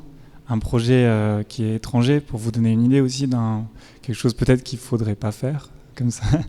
J'ai visité un projet à La Haye, donc aux Pays-Bas. Et ce projet, il a fonctionné, il a eu énormément de financement, plusieurs millions, énormément de technologie, tout ce qu'il faut pour cultiver des tonnes et des tonnes de fruits et de légumes. Et puis il a fonctionné en fait, je ne sais plus, je crois 2 ans et demi, avant d'être fermé. Et en fait, un des problèmes principaux, justement, c'est que, comme légumes perchés, l'agriculture urbaine, on le voit dans le sens du consommateur vers la production, donc vers la campagne et les producteurs. Mais il ne faut pas oublier de le voir dans l'autre sens aussi, quand même. Parce que dans ce projet-là, ils avaient complètement oublié de regarder et d'analyser l'environnement des producteurs qui se trouvaient à 500 mètres derrière et qui produisaient des milliers de tonnes de plus que eux pour des prix bien plus bas. Et que en fait, cette ferme urbaine était incapable de vendre sa production au prix où elle s'en sortait parce qu'ils se sont mis à concurrence finalement tous les producteurs derrière.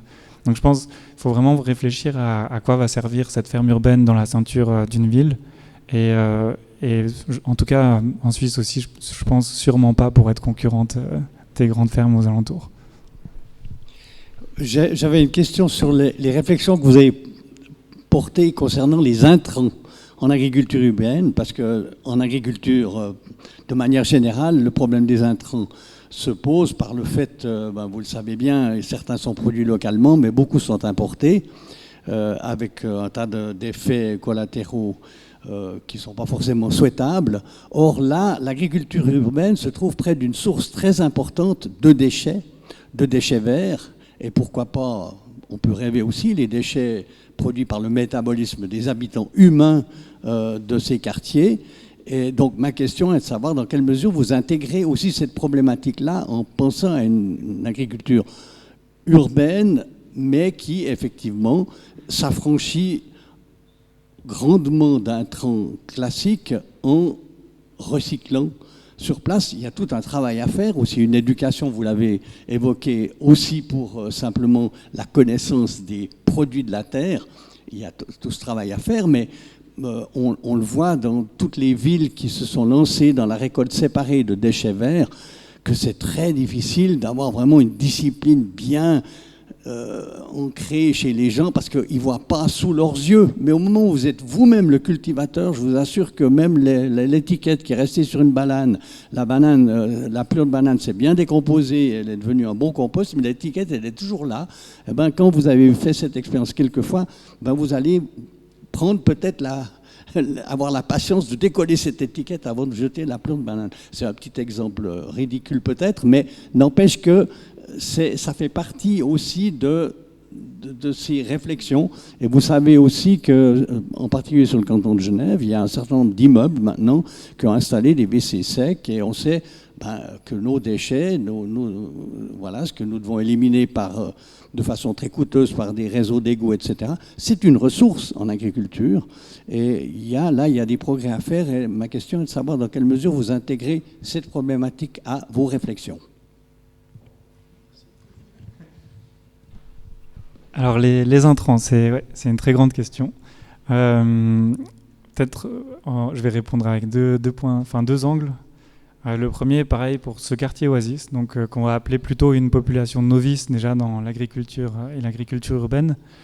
Donc il y a des stations de compostage, donc pas des petits composteurs, c'est vraiment des stations où les personnes pourraient petit à petit mettre leurs déchets, donc les 600 et quelques logements de cuisine, mais c'est quelque chose qu'on ne fait pas aujourd'hui justement, parce qu'à une taille, à l'échelle d'un quartier comme celui-ci, comme vous dites, que ce soit des bouts d'os ou des étiquettes de bananes, on les retrouvera quasiment, même si on fait 3-4 ateliers par année pour du compostage. Donc c'est pour ça qu'aujourd'hui, dans le quartier Oasis, les stations de compostage, elles servent pour les déchets végétaux des bacs potagers. Donc c'est les personnes, une fois qu'ils ont récolté leurs plantes, et ils vont mettre les feuilles, les tiges, tout ce ou les fruits et légumes qui ont eu des maladies ou autres. Mais donc la station de compostage va servir pour cet aspect-là. Maintenant, du coup, ça ne suffit pas pour nourrir un système qui est hors sol, qui en plus, chaque année, va fondre en fonction de ce qu'on va produire. Et on ne va pas, chaque année, ou chaque 2 ans, ou chaque 3 ans, revenir avec une grue et remettre 58 tonnes de terre sur la terre, sur le sol, sur le toit, pardon. Donc, nous, on a développé un système avec la commune qui nous ramène donc, des déchets végétaux, carbone et puis azote, donc souvent feuilles, branchages, et puis pelouse ou autre type de tonte verte. Et donc chaque année, une fois par an ou 2 fois par an en fonction de comment on le segmente, il y a 2 bennes qui arrivent au milieu du quartier, et les habitants qui ont leur potager ont pour mission de monter avec des sacs ou des brouettes, donc tout est prévu pour. Chacun doit monter sa dose de matière carbonée azotée qui va compléter avec le compost qui est sur le toit pour recréer ce substrat qu'il y a sur le toit. Et donc, mais ça ne suffit pas. Donc c'est vrai qu'encore après ça, il y a quand même quelque chose à faire. C'est-à-dire, nous, on travaille avec des engrais donc, qui sont biologiques, que les agricultures utilisent aussi, à base de déchets d'excréments de poules, par exemple. Et la deuxième chose, c'est aussi pour souvent booster les cultures où dans un court terme, on travaille avec l'urine. Donc l'urine qui a été retravaillée, bien sûr, c'est pas de l'urine brute, si je peux dire. C'est l'entreprise Aorin, je crois, ça s'appelle, à Zurich. Enfin, c'est une entreprise qui a été faite c'est un projet qui est sorti de Wädenswil, donc de l'université agricole, je ne sais plus comment elle s'appelle, mais donc à Zurich. Et eux, en fait, Vuna, ça s'appelle en fait. C'est Vuna et le produit s'appelle Aorin. Donc eux, ils vendent ces petits flacons donc, d'engrais à base d'urine, donc plutôt de Suisse allemand, je crois. Mais qui permet en fait pour des quartiers comme ici à Oasis, des novices, d'utiliser ces deux ces deux engrais de manière, on va dire, facile et acceptable. Ces choses-là aujourd'hui sont acceptées par la population et fonctionnent. Maintenant, juste le deuxième aspect, c'est quand on travaille avec des coopératives, qui d'ailleurs, il y en a quand même pas mal, autant à Lausanne, à Genève ou dans d'autres communes et villes. Maintenant, on a vu des exemples à Genève où les coopératives ont peut-être un mode de pensée et de vie plus avancé sur ces sujets-là. Et ça permet de travailler directement. Donc là-bas, on a vu, à Genève, par exemple, on a travaillé avec des coopératives qui, dans les toilettes, séparent directement l'urine et puis du coup, le reste. Et donc là, on arrive à travailler sur d'autres aspects et à faire quelque chose encore plus local et qui commence à être accepté. Mais c'est une population qui est déjà convaincue par ces systèmes-là. Et c'est important de pouvoir proposer des systèmes qui conviennent à toutes les populations possibles. Je vous donnerai un exemple un peu plus basique, mais vous avez sans doute entendu parler du quartier des Plaines du Lourd à Lausanne, à la Blécherette, qui est un nouveau quartier qui aujourd'hui sort de terre avec beaucoup de grues et de construction. Il y a eu un concours d'urbanisme à l'origine de ce projet de quartier auquel on a participé, et dans le cadre de ce concours, on avait proposé, justement puisqu'on était en pleine phase de recherche, on avait proposé une ferme urbaine et puis on avait proposé une microcentrale d'épuration des eaux usées des habitants du quartier pour pouvoir valoriser ces ressources. Et de nouveau, mais c'était juste un peu trop tôt. C'était il y a 10-12 ans et on nous a regardés comme si on était d'une autre planète. Mais aujourd'hui, j'ai été jury récemment sur un concours où les architectes proposaient une gestion et un traitement des eaux non seulement grises, mais aussi des eaux noires dans un projet de nouveau quartier. Donc les mentalités évoluent et c'est vraiment réjouissant de voir cette évolution. Et donc j'imagine que les choses qui, il y a 10 ans, étaient un peu visionnaires, moi je suis très rassurée et encouragée par le fait que vous êtes en train de les réaliser. Donc c'est super. Est-ce qu'il y a d'autres questions dans la salle? Oui.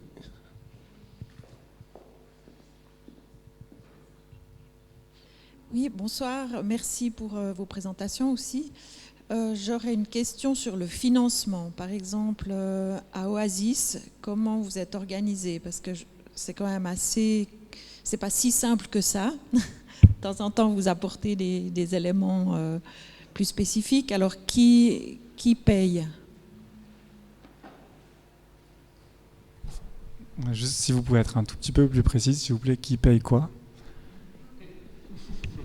Par exemple, vous, votre travail, les ateliers, les matières qui arrivent, comme vous avez dit, l'urine qui arrive de Suisse alémanique.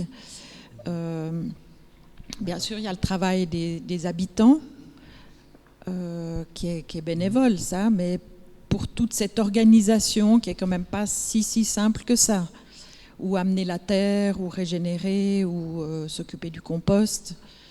Est-ce qu'il y a une participation de tous les habitants qui est prise sur le loyer ou enfin, je ne sais pas, justement. Alors aujourd'hui, on a peut-être juste dans un cadre général, on n'a pas de modèle standard. C'était peut-être un de mes rêves au début, mais je ne pense pas que ça ne fonctionnera. Mais du coup, dans le cadre à Oasis, donc, il faut différencier deux choses toujours. Donc l'installation. La terre, par exemple, comme vous avez dit, donc la terre, elle en fait partie, donc ça fait partie d'un budget de construction qui est prévu dans le plan de construction par le constructeur et le propriétaire, qui sont amortis sous les mystères et secrets de ces constructeurs. Je ne sais moi-même pas dans quel budget où c'est rentré. Maintenant, pour l'accompagnement, ce que Légumes Perchés fait, c'est-à-dire les habitants à Oasis payent 25 francs par mois pour les charges en eau, en terre et l'accompagnement, donc les ateliers, les plantes, tout ce qui rentre dedans. Donc 25 francs par mois, c'est vraiment rien du tout pour tout ce qui rentre là-dedans. Et donc le financement en fait principal vient du propriétaire même. C'est le propriétaire qui s'engage à financer ça et à finalement l'offrir en quelque sorte aux habitants pour pouvoir ensuite lui avoir donc une pérennisation de ce lieu, une vie qui se crée autour de tout ça. Donc le promoteur, lui, ou le propriétaire, va en tirer des bienfaits en termes même de communication d'ailleurs. Donc, après, en termes d'usage, donc le lieu va être là, en termes de bien-être. Et donc le propriétaire va vouloir investir une certaine durée en fait. Donc c'est lui qui va compléter. Puis le montant, il est souvent... Alors là, à Oasis, c'est d'ailleurs le plus cher. En général, on est plutôt peut-être à 100 francs par année, par ménage dans les projets qu'on fait. Mais c'est vrai que ce qui est important, c'est qu'on a toujours besoin d'un montant qui soit symbolique au moins pour... ça responsabilise plus l'habitant, ils vont respecter, ils vont pas partir au bout de 2 mois en disant que je viens plus. Et puis, donc il y a besoin d'une petite, on va dire, cotisation. Mais c'est pas elle qui va financer bien sûr tous ces aspects-là. Et après moi je ne suis pas propriétaire ou promoteur, je ne sais pas comment eux ils réfléchissent, mais je sais que quand je dois les convaincre, quand je dis qu'ils ont un bien-être au niveau des habitants par rapport à la nature, une communication vis-à-vis, une attractivité de leur quartier et aussi une stabilité locative qu'on leur permet à travers ça. En général, ça les convainc aussi et ils arrivent à eux s'y retrouver d'une manière ou d'une autre. J'ai juste une question, merci beaucoup pour vos présentations. C'est par rapport aux agriculteurs en fait, professionnels, quelle est leur position par rapport aux fermes urbaines? Est-ce qu'il y a un intérêt en fait, pour eux de participer à ce type de choses aussi par rapport à la mentalité, les méthodes agricoles traditionnelles versus des méthodes peut-être assez innovantes? Donc voilà, est-ce qu'il y a un soutien? Est-ce que vous sentez que c'est porteur pour eux? Alors, je vais d'abord vous parler de Bernay, puisque c'est une expérience vécue, et puis ensuite peut-être partager la réponse aussi. Donc, à Bernay, comme je l'ai dit, le projet était vraiment destiné à compenser certaines pertes et donc à impliquer les agriculteurs de la région qui se sont constitués en association et qui ont été conquis par cette idée, donc ils se sont énormément investis.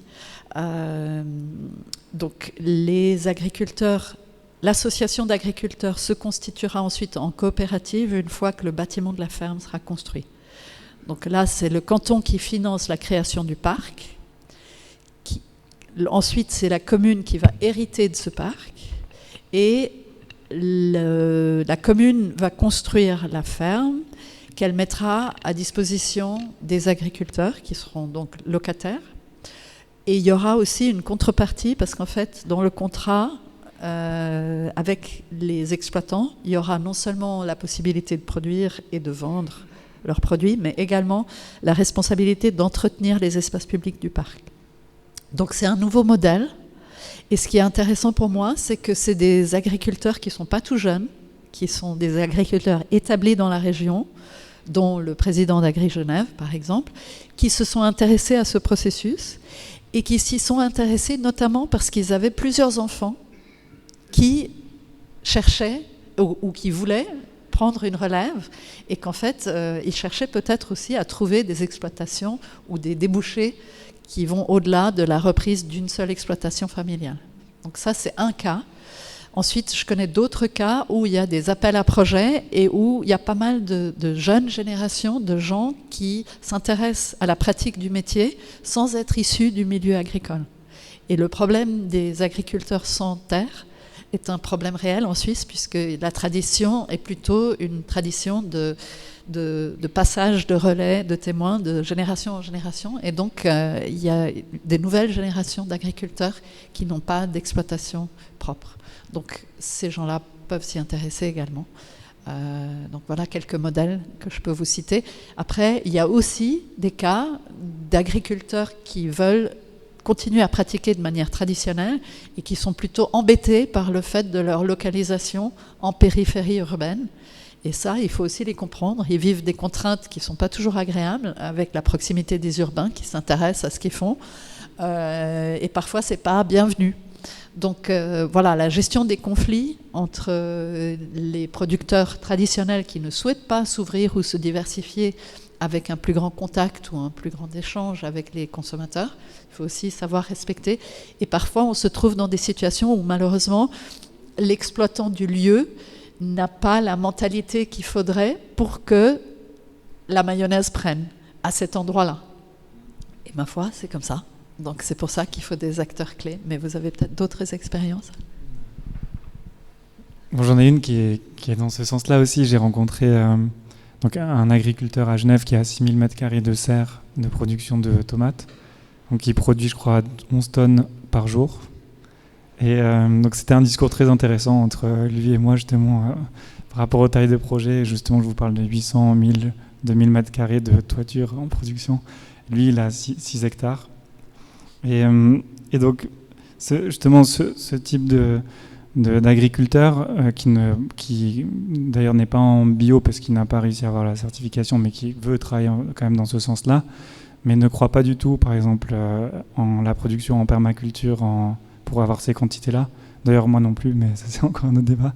Mais donc, c'est vrai que quand lui, on lui parle de ce type de projet, il le voit uniquement pour pouvoir se rapprocher de ses consommateurs, parce que ce type de ferme de 6 hectares de serre uniquement de tomates en monoculture est de plus en plus mal vu par les consommateurs.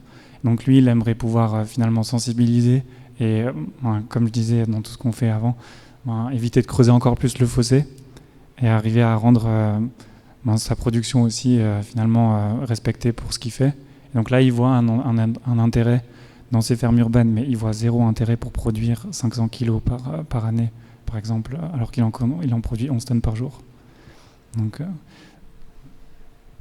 Pour rebondir là-dessus, c'est vrai que la plupart des agriculteurs professionnels qui étaient réticents aux idées qu'on véhiculait il y a 12 ans et qui nous traitaient de farfelus, en fait, l'une des choses qui leur parlait, c'était le fait que le consommateur qui a fait pousser une tomate sur son balcon ou une fraise et qui l'a goûtée deviendra un consommateur plus sensible à la qualité de ce qu'il achète. Et que ça n'a peut-être pas de valeur en termes d'autosuffisance, mais ça a une valeur en termes d'appréciation de la qualité du produit et de compréhension pour le travail que ça demande. On a quelques questions en ligne également. Je voulais vous en poser une moi-même également. C'est au niveau de la formation, que ce soit dans les hautes études d'économie ou dans la planification. Est-ce que vous avez l'impression que là aussi, il y a peut-être un effort à faire pour sensibiliser ou pour donner des outils aux gens qui se forment à la planification ou qui se forment à l'agriculture ou à l'économie aujourd'hui ?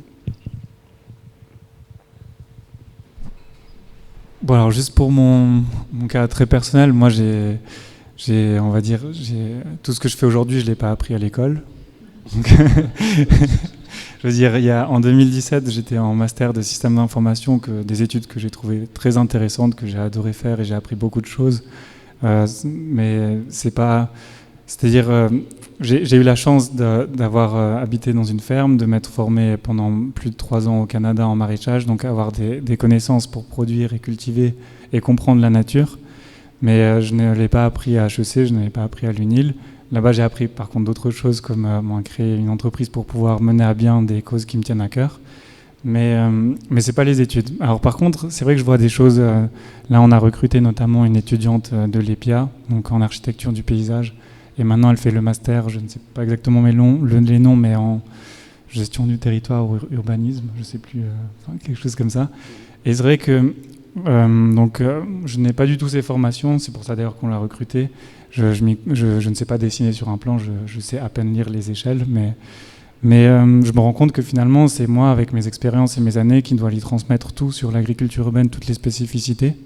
Je crois qu'à l'EPIA, ils ont un cours sur les toits, par exemple, sur les toitures.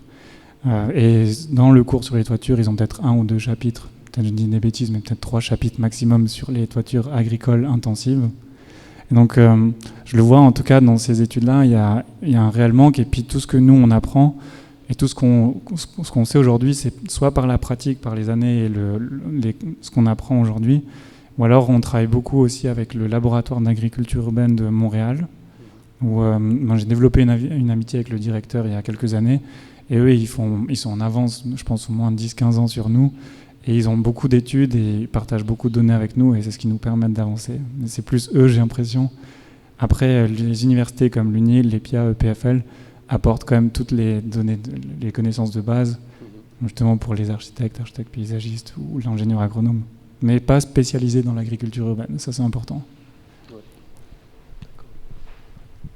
Je partage votre expérience du fait que pour nous, la pratique de notre métier d'architecte paysagiste, urbaniste et architecte, elle nous forme à penser l'espace, mais notre passion pour l'importance de l'aspect nourricier est venue de notre vie privée, où on a eu un potager qui faisait 100 mètres carrés, avec lequel on a nourri notre tribu pendant une vingtaine d'années. Et puis, c'est cette expérience-là qui nous a motivés pour chercher à partager cette qualité de vie et cette qualité d'expérience avec d'autres par le biais de nos métiers professionnels. Par contre, ce qu'on se rend compte aujourd'hui, c'est qu'on a de plus en plus de candidats qui s'intéressent à notre bureau à cause de cette recherche et de cette spécificité dans notre approche. Donc on sent vraiment que dans la jeune génération, il y a des passions pour ces activités-là. Et je pense que les études et les formations seront d'autant plus utiles si elles sont plus hybrides. Donc je suis très contente de savoir que vous avez engagé quelqu'un de mon domaine, même si vous allez nous faire concurrence maintenant. mais je pense que c'est surtout important que les gens qui ont des compétences complémentaires se causent entre eux et se nourrissent de leur réflexion, parce que dans un seul domaine, on n'est pas compétent. Il faut vraiment se nourrir de plusieurs expériences différentes. Merci beaucoup. On va prendre encore quelques questions en ligne et puis ensuite on va peut-être enchaîner avec l'apéro, à moins qu'il y ait encore quelques questions dans la salle. Alors on a une première question un peu plus technique plutôt pour vous, Thomas Verdun. Est-ce que la pleine terre ou un substrat d'une certaine épaisseur, par exemple en toiture, pourrait améliorer la productivité ou la qualité des produits par rapport au bac et à leur sol ?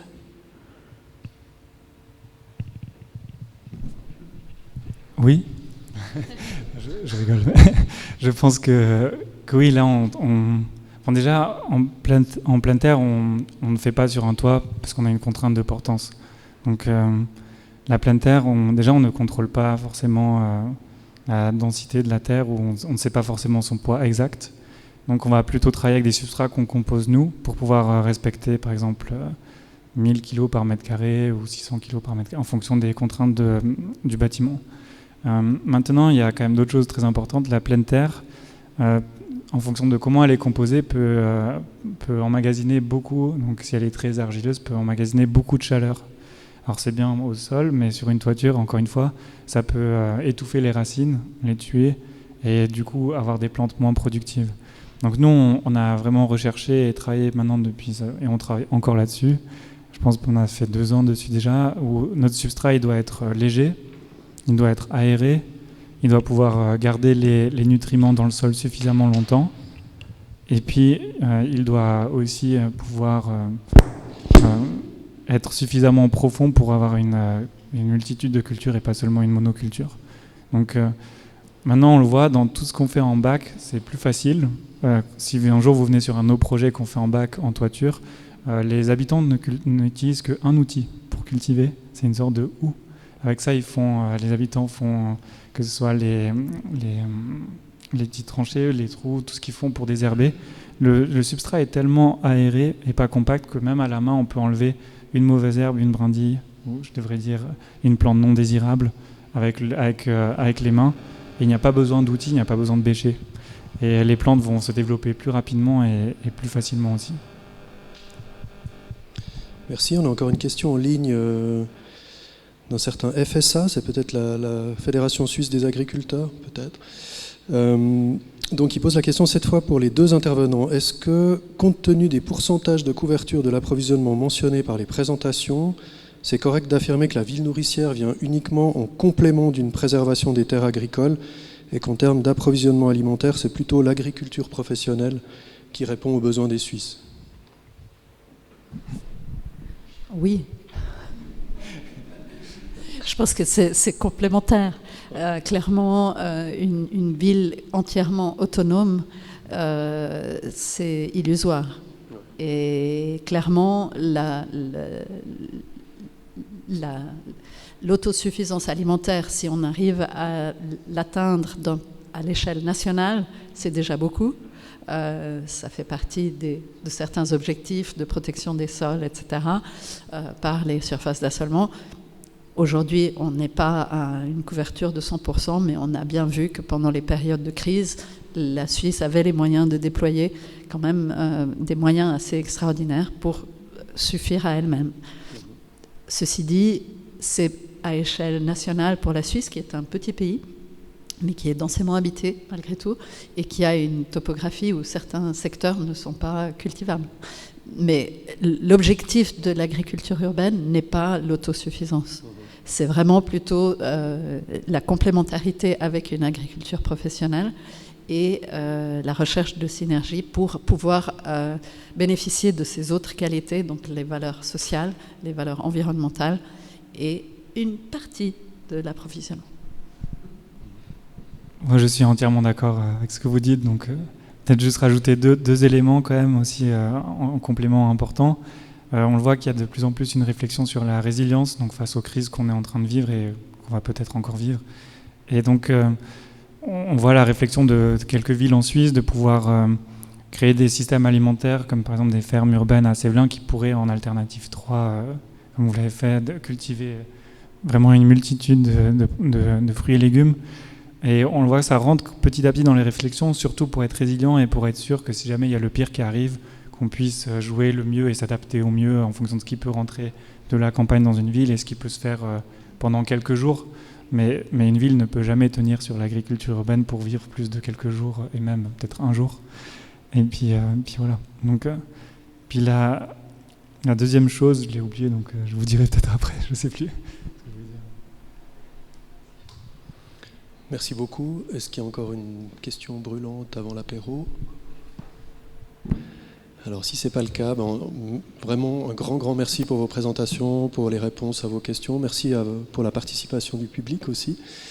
Et puis, on a parlé beaucoup d'alimentation, donc là, on va aller s'alimenter un petit peu. Merci beaucoup.